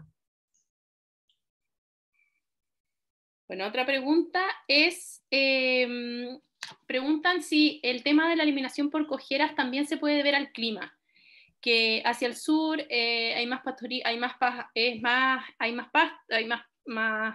humedad y caminan más, y por el nivel de humedad del suelo. Sí, podría ser. El tema de las cojeras en el sur tiene que ver con calidad de camino, muchas veces pedregoso. Hay también variedades en los suelos, en las zonas, en las distintas zonas de, por ejemplo, de la región de los lagos podemos tener trumao, podemos tener ñadi, podemos tener rojo arcilloso, en fin, ese tipo de suelos tienen distintas capacidades de retención de agua, eventualmente pueden generar problemas. Puede que la humedad también, si hay alguna lesión o algún daño, mejore ese tema. Pudiera ser, pudiera ser. Pero yo creo que el clima por sí solo, no creo. Podría ser que el clima coopere con alguna lesión producto de algún elemento físico, y también dependiendo del sistema productivo, el sistema de alimentación, la relación forraje concentrado, en fin, que pudieran generar productos de fermentación que vayan a afectar a la lámina media y por lo tanto efectivamente sea una laminitis y no una cojera por un daño externo, ¿ya? Perfecto. También esto es para ambos en realidad. ¿Cómo se puede valorar la relación humano-animal? Bueno, hay una metodología que significa acercarse al animal a cierta distancia, 2 metros aproximadamente, fijar contacto de ojo con el animal y uno avanza lentamente con la mano hacia adelante y uno avanza un paso por segundo lentamente, y en el momento en que el animal se mueve, percibe que uno está cerca de él, el animal demuestra alguna actitud. Esa distancia hacia desde donde el evaluador está y el animal se mide, y mientras más corta es la distancia, quiere decir que la relación es mejor, o por lo menos la experiencia del animal es mejor en relación al hombre, si es que tiene relación con el hombre, porque si se está en un medio donde el animal no necesariamente se relaciona con el hombre, las distancias para evaluar esa relación también cambian, pero así se mide, acercándose al animal y midiendo la distancia a la cual el animal se mueve. Hay animales a los que uno avanza y los toca, nunca se mueven. Hay otros que avanzan un paso y se van. Yo, solo para complementar nomás, a mí me parece el test de amenaza, el test de escape súper utilizado. Nosotros lo utilizamos mucho en ternero. De hecho, grabamos unos videos hace poquito haciéndolo para el consorcio lechero, que si alguien lo necesita, están disponibles, se los podemos mandar. Hicimos unos videos súper entretenidos aquí en el programa Bienestar de la Universidad Central de Chile, donde hacemos todos esos test, ¿no es cierto? La zona de fuga, por ejemplo, en los bovinos es un indicador muy interesante de la relación humano-animal. Pero yo quería ir un poco más a la filosofía del bienestar y de la relación entre los humanos y los animales, porque a mí me parece que efectivamente estas herramientas son súper útiles, pero muchas veces dejamos de lado otras cosas para evaluar la relación humano-animal. Por ejemplo, algo como la empatía, o qué tan empático, por ejemplo, son los productores o somos nosotros mismos frente a las cosas que hacemos o a los procedimientos que realizamos con los animales, cualquiera sea. Eso también es un indicador muy, muy interesante y sociológico de la relación humano-animal. Hoy día es sabido que las personas que tratan mal a los animales en general son personas que tratan mal al ser humano y a otras personas. Entonces, yo muchas veces efectivamente estoy de acuerdo con los tecnicismos, los utilizamos rutinariamente, pero además siento que lo que uno tiene que hacer al evaluar es conversar con los encargados. Eso me ha servido mucho. He hablado mucho con ellos y tú te vas dando cuenta que, sobre todo los productores lecheros y los encargados, las ternereras, por ejemplo, hay un muy buen indicador de cómo se comportan las mujeres ternereras en la crianza de terneros versus cómo se comportan los hombres ternereros. Y la interacción humano-animal cambia completamente entre géneros. Entonces, yo lo invito a que una forma de evaluar la relación humano-animal es mirar, conversar y ver cómo esas personas se comportan, interactúan y tratan a los animales. Creo que esa es una de las formas más eficientes. Esto es una duda mía. Bueno, los animales de experimentación, uno usualmente hace un periodo de handling antes de hacer ciertos procedimientos. Me imagino que en estas especies también hay una especie como de acercamiento antes de, no sé, de algún operario, antes de realizar determinada función, o no es tan común. No te comprendo. No comprendo a qué quieres consultar al respecto. Es que, bueno, cuando uno desarrolla ciertos experimentos en animales, en ratones, por ejemplo, o en ratas, uno generalmente se recomienda que se haga handling de los animales, que es acercarse al ratón, hacerle cariño 3 minutos todos los días. Entonces yo no sé si en estas especies mayores, en equinos, en bovinos o en otras especies de producción, suele hacerse algún tipo de procedimiento similar con las personas, no sé, por ejemplo, algún operario que comience a trabajar con un grupo de animales, se da un tiempo como que se acostumbren los animales a él o él mismo también a los animales para ir como disminuyendo el miedo quizás de estos animales a esta nueva persona que va a entrar. Hola. Yo puedo antes, alguien quería opinar, pero para contestar la pregunta de Claudia, yo creo que ahí tenemos un déficit, Claudia. O sea, yo desconozco la respuesta no porque no la sepa, sino que desconozco la respuesta porque no sabemos, lamentablemente, sabemos que se realiza investigación en equinos y en bovinos en Chile. O sea, de hecho, algunos hemos sido financiados para hacer eso. En el caso de los bovinos es súper interesante porque la gran mayoría de los proyectos de investigación concursables que se financian son proyectos que utilizan animales en condiciones prediales o en condiciones productivas. Yo mismo, que trabajo en cojeras de vaca, por ejemplo, voy a los predios, tomo las muestras en los predios, entonces no hay ese acostumbramiento previo.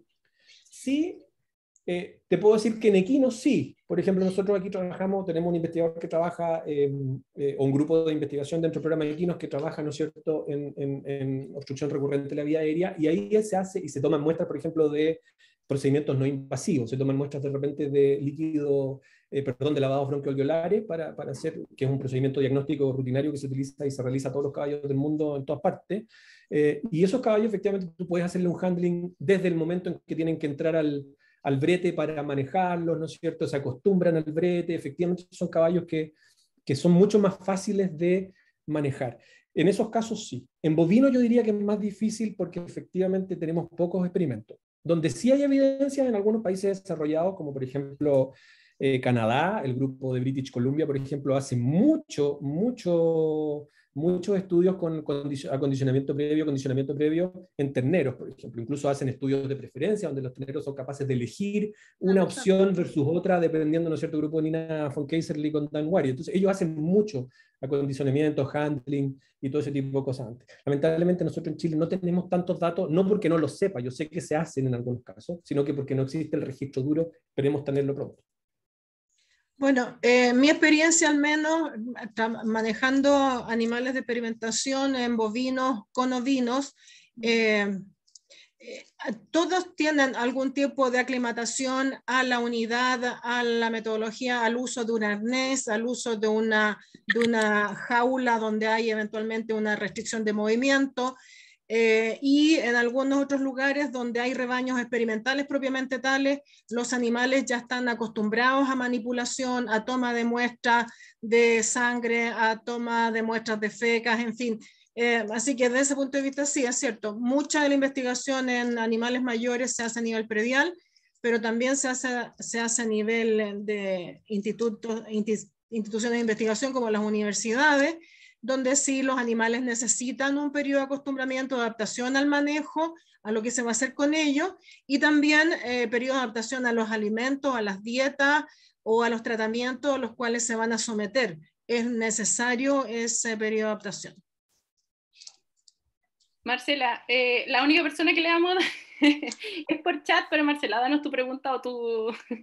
No, yo quería aportar que en el Instituto Salud Pública nosotros trabajamos con equinos toda la semana con extracción de sangre, y al cual nosotros hacemos enriquecimiento animal dándole zanahoria, y ellos no ocupamos puro para sangrar a los animales en los bretes.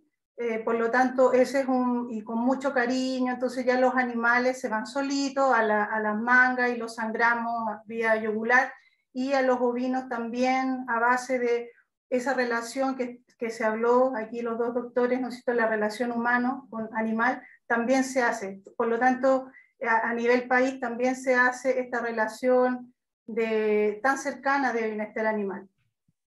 Eso quería aportar. Muchas gracias, Marcela.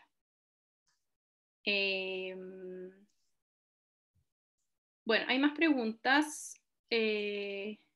Bueno, preguntan si estos protocolos de welfare quality son para varias especies, específicamente ovino.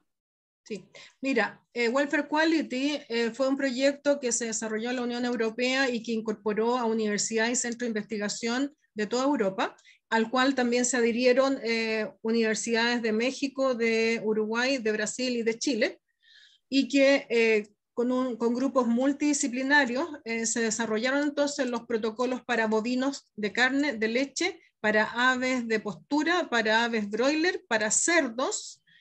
Fueron los primeros protocolos que se generaron en ese periodo y que el proyecto terminó en el año 2009.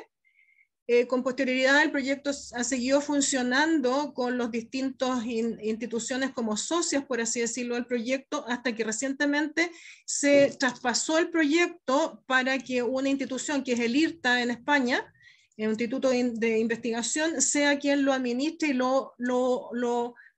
como quien dice, lo ejecute y lo pueda aplicar, porque uno de los problemas que tenía el protocolo era que si bien se había generado, no había quien lo aplicara, cómo se podía usar. Y de ese punto de vista, hoy día no solamente están esos protocolos, sino que se han agregado protocolos para conejos, para ovinos, para caprinos, para una serie de otras especies, y que están bajo el alero de AWIN. Así que el origen de AWIN es esencialmente Welfare Quality. Perfecto, gracias. Para el doctor Bustamante, preguntan qué materialidad es recomendada en las camas de pesebreras. Oh, esa es una pregunta que creo que le hizo Carlos Descubierte, que creo que fue así, Carlos. Hola Carlos, de ahí nos saludamos. Esa es una pregunta que yo creo que lleva al menos 2000 años sin ser respondida. Porque efectivamente cada uno de las personas que cría animales tiene una idea fija en relación al tipo de materialidad que más le conviene. Hoy día hay todas las materialidades de cama, sea la paja, voy a ir a lo más fácil, ¿no es cierto? Sea la paja, sea la cáscara de arroz, que se ocupa mucho en países que son un poquito más tropicaloides que nosotros, ¿no es cierto? En Perú incluso se ocupa mucho la cáscara de arroz como cama de caja. Nosotros la viruta, el acerrín, que no es lo mismo viruta que acerrín, y todas ellas tienen sus ventajas y sus desventajas. Yo creo que si tú vas donde un criador de caballo le dice, pongámosle cama de paja, por la ventaja te va a decir no, porque el caballo se come la paja. El problema no es que el caballo se coma la paja porque le pones cama de paja, es porque el caballo está comiendo una vez al día, porque nosotros le damos comida una vez al día. Entonces el caballo que tiene que comer al menos el 60% del día está con hambre y se come la cama, ¿no es cierto? Entonces no le gusta. Lo mismo con la viruta, que levanta mucho polvo. De hecho hay un país hoy día donde te venden las virutas esterilizadas, que tú las puedes meter en unas máquinas especiales, ¿no es cierto? Y sin problema, el pellet de papel también funciona muy bien. Así que yo creo que esa respuesta esa pregunta no tiene una respuesta 100%. Todos tienen sus pros y sus cons. Lo que sí nosotros en el sur utilizamos muy, muy frecuentemente es la viruta con mayor necesidad, esa viruta que la dejamos, ¿no es cierto?, decantar, sacándole un poco el polvo, con mucho cuidado en la administración y con buena ventilación en las pesebreras. Ahí yo diría que no hay problema. Por ejemplo, Claudia coloca que en el Instituto de Salud Pública ellos ocupan el pellet de papel y les funciona excelente. Entonces, es un poco lo mismo que estamos hablando. Si vas a los criadores más antiguos, la paja es la que está ahí, siempre va a estar presente. Entonces, no me atrevería a responder cuál es mejor. Cada una tiene su elección. Hay otra pregunta más contingente al periodo que estamos viviendo y dice, ¿qué expectativas tienen los expositores en cuanto a bienestar animal acerca del eventual reconocimiento de los animales como seres sintientes en la nueva Constitución? Bueno, a ver, yo diría que desde el punto de vista nuestro, no sé si te interpreto, Heidi, pero en el contexto científico nosotros ya lo tenemos reconocido hace mucho tiempo, o sea, trabajamos con ello. Entonces, bueno, si se incorpora en la Constitución y todo el mundo toma conciencia de que los animales son seres a quienes los tenemos que respetar como nos respetamos nosotros mismos, que por ahí también debiera de haber algo, porque discúlpame, el respeto entre nosotros no es tan elevado. Uno podría pensar cómo van a respetar a los animales, pero sí, sería ideal. Entre nosotros, para mí, es algo natural, es obvio. Vivimos con ellos. Ideal, ojalá que se incorpore y que la gente comprenda que los animales no son animales en el concepto que nosotros usábamos, se usaba antes. El micrófono es heavy. Sí, concuerdo plenamente. Todas las expectativas del mundo. O sea, yo creo que seguir discutiendo. Yo me acuerdo que una vez dimos una charla, no me recuerdo dónde, y había personas que habían trabajado en la elaboración, en la formulación de la ley 20.380, porque nosotros en el programa de bienestar de la Universidad Austral siempre la estamos analizando, revisando. Y claro, y el sentido, cuando se generó la ley, el sentido que le quisieron dar nuestros honorables a Sintiencia tenía que ver de sentimiento, ni siquiera de sentido. O sea, lo pusieron ahí pensando que los animales tenían sentimiento. Podemos discutir si tienen sentimiento o no sienten sentimiento, otra cosa, pero lo que no podemos discutir es que los animales son seres sintientes. Así que efectivamente, todas las expectativas del mundo, ojalá sea el artículo 1 de la Constitución, aunque no va a poder ser, pero porque finalmente todos somos animales, así que efectivamente toda la fe puesta en eso, y eso nos va a llevar a modificar todo lo que tenemos para atrás. Nadie está a favor o en contra de utilizar animales en deporte, en un montón de cosas, sino que eso nos va a permitir regular de mejor forma, educar de mejor forma y finalmente tener una base y un estándar mínimo y de ahí construir hacia arriba. Sobre todo educar. Sin educación no hay nada. Y tenemos que tener conciencia de que en el mundo, lo que yo comentaba hace poco, el tema del bienestar animal conceptualmente es algo nuevo, todavía nuevo. Yo le digo a mis estudiantes cuando les digo, miren, el año 99 recién se reconocen a los animales como seres sintientes. Entonces, si ustedes conversan con algún profesional que es viejo, con una persona que tiene por sobre 60 o 70 años, no necesariamente ustedes pueden esperar la respuesta que están buscando, porque es un tema de educación, es un tema de vivencia, es un tema lento, es un tema evolutivo. Y por eso que es tremendamente importante si la Constitución lo reconoce como tal, porque ahí puede insertarse en la educación de los niños desde que son chiquititos, desde que están en el kindergarten, incluso desde antes, desde sus padres. Es un círculo evolutivo. Tiene que venir desde la cuna en adelante, pero claro, debería ser algo inherente, pero es algo que va a tomar su tiempo hasta que el país, la masa humana, lo tenga como algo inherente, lo incorpore a su modo de ser. Bueno, estamos en la hora ya. Muchas gracias de nuevo a los dos, también a todas las personas que se inscribieron. Adelante. Algo muy cortito es que Valeria Scavini, y le mando un saludo. Sí, tenía una pregunta de las ovejas. Yo le quería contar que nosotros hemos hecho algunos experimentos Hola Valeria, hemos hecho algunos experimentos en Magallanes desde hace mucho tiempo. Con Carmen Gallo hicimos un experimento de transporte de ovinos hace mucho tiempo. Claro. De las contusiones, todo lo que había con el transporte cordero. Y hace un poquito tiempo atrás, Valeria, también hicimos unos experimentos con Ricardo Echeverría en Tierra del Fuego de estrés asociado a la esquila, número de heridas, termografía ocular. Ocupamos hartos experimentos, hicimos hartos experimentos, están en proceso de escritura científica para ser publicado, ojalá prontamente. Trabajamos ahí en la Isla Grande, en castración y esquila. Así que si quieres tener acceso a eso, no hay problema, lo conversas con Ricardo. En relación a eso, yo también hice algo con una de mis estudiantes hace unos años atrás.